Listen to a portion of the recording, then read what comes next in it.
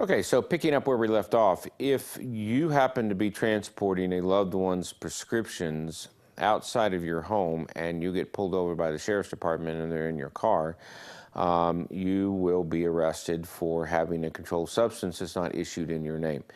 And so that is very, very crucial that you understand what you're doing. But if they're your prescriptions and you're taking them to the sheriff's department and you dump them off, then that's fine. So once they leave your home, if you have a loved one that has passed away, they do. Now, you could call the sheriff's department and they could come out to pick up your prescriptions, or in some cases, like Ray suggested, if you just flush them down the toilet, then that's the end of them, and then you have nothing, no evidence of anything left there at the house. So that's certainly one issue that you could do. What is the downside to leaving your prescriptions, especially for controlled substances, in your home? One, if someone knew that you had them, they might decide to try and break in to steal those substances. What happens a lot of times is that family members, like you'll be a grandparent or something like that, and your son or daughter will bring their teenage kids over, and they will rummage through, unknowing to the family that there is an addictive problem or and thing. They'll rummage through your cabinets and take your pills from you. So if you do have controlled substances, I suggest that if you are holding on to them, and I recommend that you do, because they do last longer than the expiration date, and they always have some effectiveness, that you lock them up in a box, or you put them away in a very, very secure place. One of the things that have done is put them in something in a refrigerator or something like that. They stay longer if they're cold, as opposed to, I'm not sure about freezing and what that might do to them, but keeping them in a cold place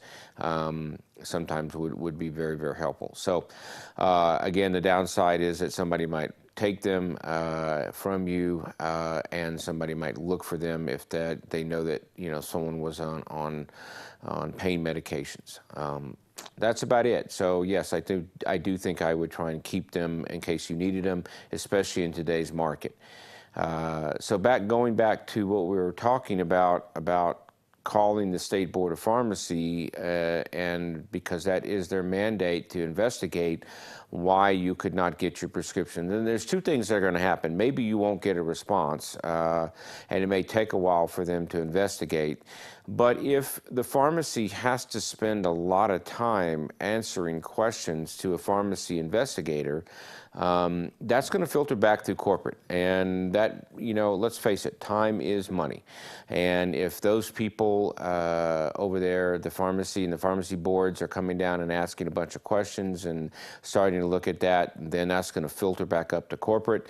And they might want to think about changing their policies to some degree to allow the customer or the patient to be able to get what they need.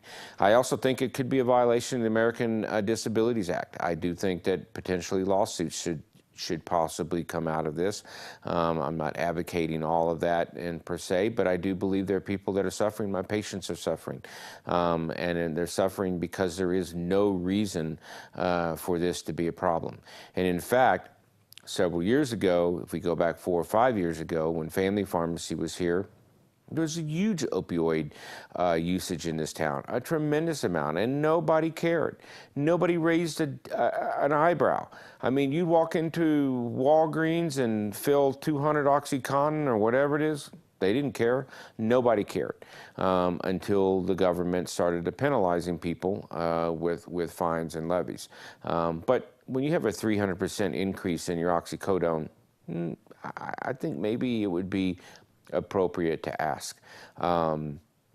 And we as physicians, we do our best to try and thwart prescription drug abuse. I mean, that's why we drug test people. That's why we look at their state pharmacy registry where they're filling it to see if they're going to see me or one of the other practitioners in town. And those people who are watching who do have a problem with opioid, it is a felony to go to Dr. X and get the same prescription from Dr. Y. And whether or not the state would ever pursue that, they probably wouldn't. But just to let you know that it is a felony to do that. It's called doctor shopping. And the state mandated that all prescribers who are prescribing controlled substances run your profile from the state to thwart that particular issue. That means we have to run it, or otherwise we can be fined. And that's another issue on us, another onus on us that takes time to look that up and print that up and review that. But occasionally it's very helpful. Occasionally we do find a patient who is seeing multiple physicians for problems, and we ask them that they seek help, and we discharge them from the practice so they no longer are getting controlled substances from my practice. I know some of the other practices in town are very, very tight with their opioid prescriptions, and rightfully so. But if you're in pain, you need to basically be able to have medication to be able to take care of that. Can people do with less opioids in their system? Absolutely. There is an issue called hyperalgesia, and what that term means is hyper pain or accelerated pain. So if you're taking an opioid product like Vicodin or one of those products over the counter, and not over the counter, by prescription for your pain, if you take it long enough, you build a tolerance. Now, tolerance is not an addiction.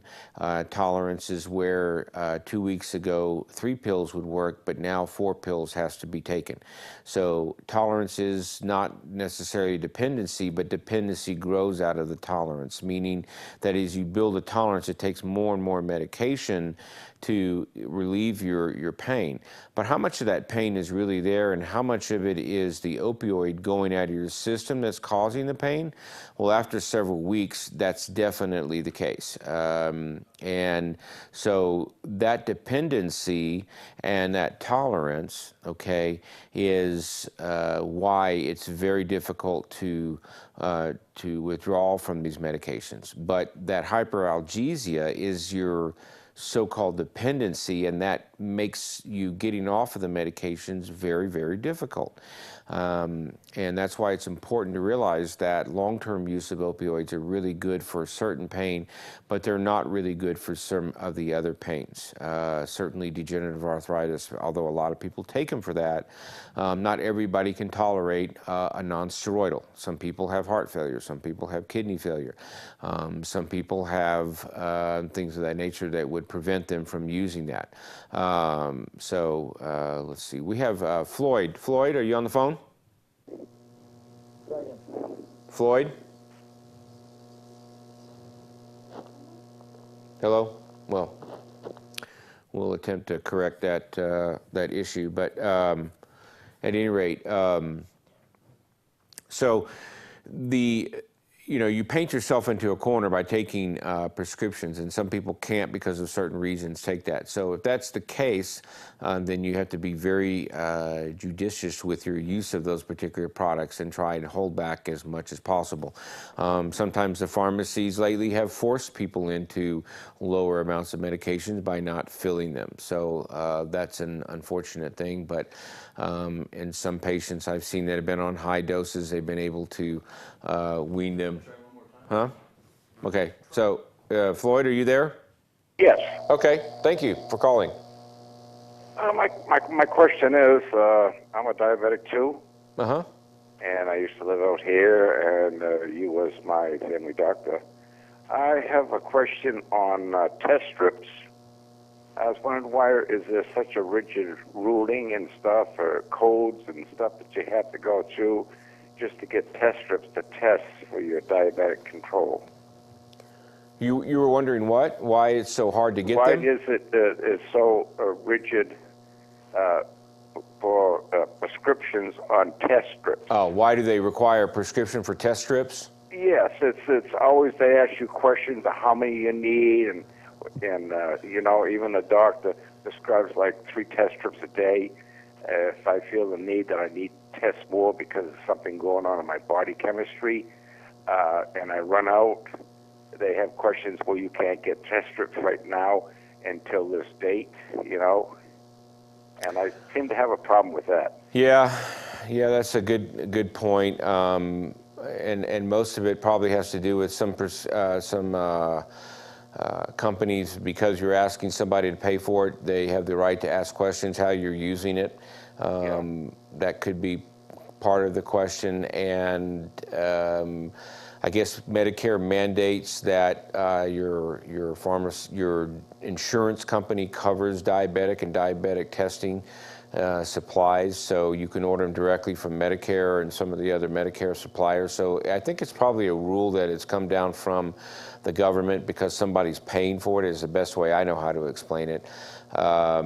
And you probably always want to say that you're testing more than you probably are, for sheer case, in case you decide that you have to test it more often because of an illness or because something has changed in your system. Of course, you could pay for your own test strips, and they'd probably be reasonably expensive. I know, but they're expensive, and they have that nothing can be written as far as a prescription. It has to be faxed. Everything has got to be written and dated and, precise.